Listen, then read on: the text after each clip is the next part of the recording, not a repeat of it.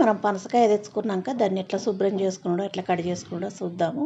చేతికి కొంచెం ఆయిల్ రాసుకోవాలి, లేకపోతే అతుక్కుంటుంది.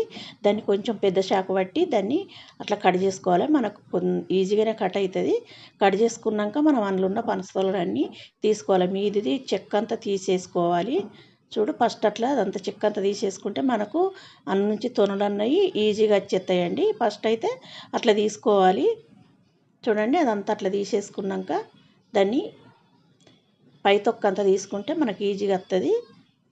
తీసుకున్నాక అన్న నుంచి తొనలు అన్నవి మనం తీసేసుకోవాలండి. మనకు అట్టిగానే వస్తాయి. మీద సతం కొంచెం గుజ్జులాగా ఉంటుంది కదా, దాని సతం కోసేసుకోవాలి. కోసుకొని అట్లా తీసుకోవాలి. దాని మీద కొంచెం పైన లేయర్ లాగా ఉంటుంది, అచ్చుతం తీసేసుకొని అవి తొనలు ఒక్కటే మనం కూరకు ఉపయోగించుకోవాలి. చూడండి, అట్లా అన్నీ నీట్గా చేసుకోవాలి. చేతికి కొంచెం ఆయిల్ రాసుకుంటూనే చేసుకుంటే మనకు ఈజీగా అవి